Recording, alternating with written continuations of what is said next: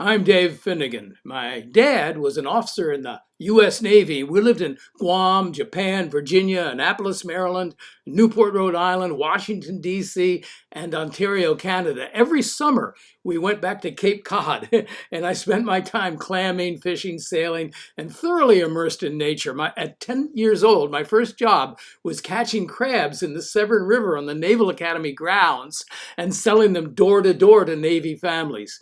I majored in anthropology at Cornell with emphasis on culture change. I was in the US Army for 5 years in the Vietnam era. Then I spent 10 years working as a consultant to the National Family Planning Programs in South Korea, Taiwan, and the Philippines, with short-term consultancies in Thailand, Indonesia, Nepal, and Turkey. In the midst of that decade, I got a master's in public health education from UC Berkeley.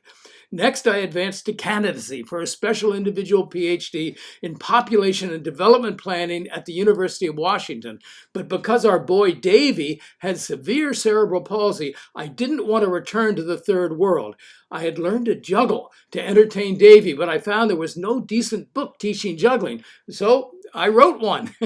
And then I went back to Taiwan and developed a whole line of juggling products that I sold under the name Jugglebug. I also developed a method of teaching juggling with slow-moving nylon scarves so that I could teach it to anyone from a kindergartner to a grandma. I wrote more books and I shot videos that became Parents' Choice Award-winning DVDs.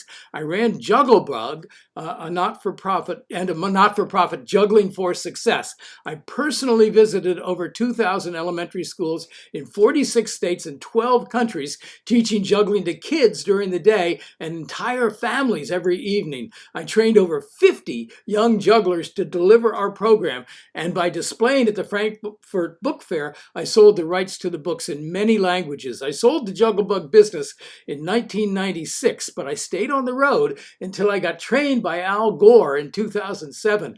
I created a program for elementary schools called Climate Change is Elementary, which I delivered with a mere checklist for families. That checklist has now transformed into a 266-page book thanks to the COVID pause, and it eliminates any references to climate change or global warming or sea level rise, so it's now ecumenical.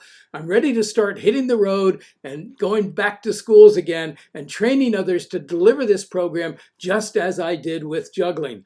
Ours is the first program to work with elementary kids and families focused entirely on solutions. Thanks a lot.